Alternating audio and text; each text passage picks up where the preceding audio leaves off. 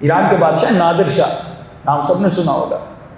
فرمائیے بہت ہی ظالم اور قدر انسان تھا، لیکن بعد میں تھوڑا بہت اس کے دل میں اہل بیت کی محبت آئی۔ فرمائیے جب گزر رہا تھا مشہد سے، اس نے دور سے دیکھا کہ لوگ امام رضا کی زیارت پہ جا رہے ہیں۔ فتح کر کر کے جب مشہد پہنچا تو اس نے لوگوں سے پوچھا یہ کس کی قبر ہے؟ سب نے کہا یہ نواز رسول امام رضا کی قبر ہے۔ تو اس نے کہا اچھا، اس نے کہا مجھے لے چلو۔ یہ مولا کی قبر پر گیا، امام کی زری کی زیارت کی، اور اس نے مولا سے کہا مولا میں ہندوستان جا رہا ہوں، اگر مجھے وہاں پہ فتح ملی تو جو مال غنیمت ملے گا میں آپ کے حرم کو ہدیہ کروں گا۔ آج بھی جب امام رضا کے آپ میوزیم میں جائیں گے، ہندوستان کے بعد آثار قدیمہ وہاں پر پڑے، یہ تمام تر وہ ہدایات تھے جو نادر شاہ نے امام رضا گفٹ کیے تھے۔ اور میں ایک مرتبہ نادر شاہ گیا نجف، سب کو پتہ چلا کہ ان کا بھی یعنی امام رضا کا بھی ایک مولا ہے جو نجف میں ہے۔ اس نے کہا کہ اگر امام رضا میں اتنی ابوت اور حیرت ہے، ان کے روزے میں اتنی کشش ہے، تو ان کے دادا علی کے روزے میں کتنی کشش ہے۔ ہاں کہتے ایک مرتبہ یہ نجف کی طرف چلا، وہاں پر علماء میں کتابوں میں ملتا ہے کہ اختلاف ہوا۔ نادر شاہ وہاں پر رک گیا، جیسے نجف میں پہنچا اس نے علماء سے پوچھا کہ میں مولا کی زیارت کو جانا چاہتا ہوں۔ اب ان سے پوچھا کہ میں گھوڑے پر سوار ہو کر جاؤں، کیونکہ یہ نبی کے داماد ہیں، بطول کے شوہر ہیں، حسنین کے بابا ہیں، ان کا کچھ نہ کچھ احترام ہوگا، یا میں گھوڑے سے اتر کر پیدل امام کی زیارت پہ جاؤں۔ تو جو کچھ ناصبی لوگ تھے انہوں نے کہا نہیں بھائی، آپ بھی اپنے وقت کے خلیفہ ہیں، علی بھی اپنے وقت کے خلیفہ تھے، لہذا آپ گھوڑے پہ جائیے، اپنی عزت و شکوہ کے ساتھ جائیے۔ جو شیعہ تھے انہوں نے کہا نہیں قبلہ، آپ کو اترنا چاہیے، علی کے احترام میں جوتے بھی اتارنے چاہیے، ننگے پاؤں مولا کی زیارت کو جانا چاہیے۔ اب یہ دونوں لڑ پڑے، وہ قرآن کی آیتیں پڑھ رہے، یہ قرآن کی آیتیں پڑھ رہے۔ اب یہ پھنس گیا، کرے تو کیا کرے؟ انہوں نے کہا بھائی ہمارا فیصلہ کون کرے گا؟ تو سب نے کہا قرآن بہترین کتاب ہے فیصلہ کرنے والی۔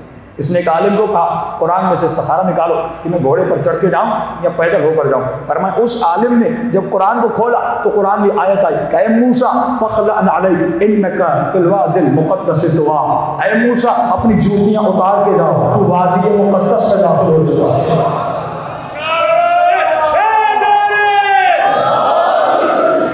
تو ایک مقدس سرزمین میں داخل ہو چکا ہے۔ اس نے کہا اس سے بڑی کوئی دلیل نہیں ہے، یہ گھوڑے سے بھی اترا، اس نے جوتے بھی اتارے، اور اس نے اس زمانے میں ایک رسم قائم کی جو آج بھی اگر آپ عراق جائیں گے یہ رسم آپ دیکھیں گے۔ ہم بھی جب عراقی اسکول میں پڑھتے تھے ان کے ساتھ ایک مرتبہ پیدل ہمیں نیشاپور سے مشہد سعادت ہوئی تو واقعی یہ رسم ان کے اندر بھی پائی جاتی تھی۔ وہ کیا کرتے ہیں آپ نے دیکھا ہوگا کہ حیوان کی طرح، یہ کہیں کتے کی طرح بیٹھ کر امام کے روزے کی طرف جاتے ہیں۔ ہم نے دیکھا بین الحرمین میں بہت سارے عراقیوں کو اس حالت میں دیکھا۔ یہ کہتے ہیں ابتدا نادر شاہ نے کی تھی، اس نے کہا اب میں پیدل نہیں جاؤں گا۔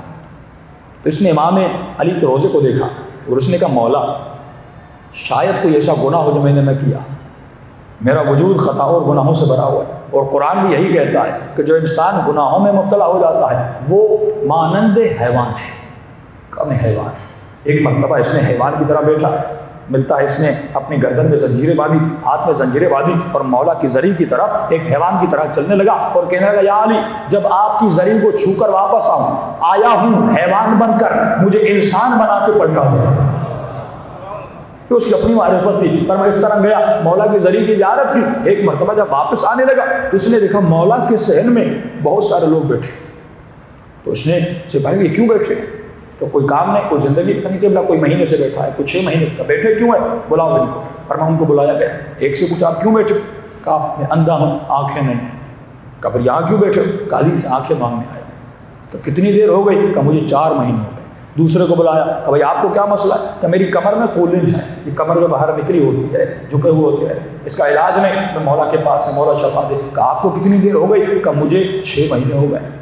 دوسرے کو بلایا، کہا بولا میری ٹانگ میں درد ہے، آپ کو کتنے دن ہو گئے؟ کہا مجھے 2 مہینے ہو گئے۔ یہ پوچھتا گیا۔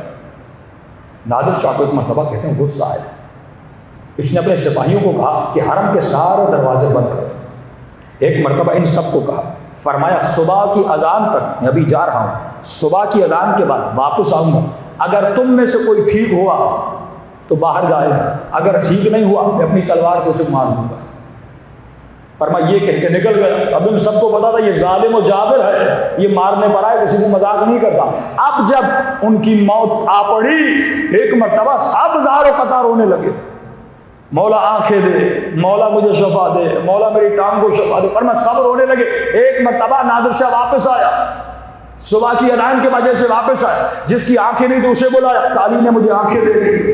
جس کی ٹانگ خراب تھی قالی نے مجھے شفا دے دی، جو بیماری بھی ختم ہو گئی۔ تو نادر شاہ نے کہا اے انسانوں، کم معرفت انسانوں، علی کے دینے میں کمی نہیں تھی، تمہارے مانگنے میں کمی تھی۔ اگر مانگنے کا طریقہ تمہیں صحیح آ جائے، ہم جانتے ہیں ایک سمپلی مانگتے اور واپس آ جاتے ہیں، مطلب فرماتے نہیں ایسے مانگو جیسے فقیر خیرات مانگا کرتا ہے، معرفت کی طرح انسان مانگے، ایسے دعا کیا کرے کہ مولا دعاؤں کو قبول کرتے ہیں جب وہ زباں دعا مانگے۔ واقعا جب انسان مضطرب کہ امن یجیب المضطر اذا دعا ویکشف السوء، اے خدا تو کس کی دعا سنتا ہے؟ جس کا دل مضطرب ہو جاتا ہے، جس کا دل پریشان ہو جاتا ہے، جس کا دل تلاطم میں بھرا ہوتا ہے۔ جب تک اس دل میں اضطراب پیدا نہیں ہوگا، جب تک آنکھوں سے آنسو نہیں نکلیں گے، اس لیے امام فرماتے دعا کیا کرو کہ اے خدا مجھے نماز شب میں گریے کی طاقت عطا کر۔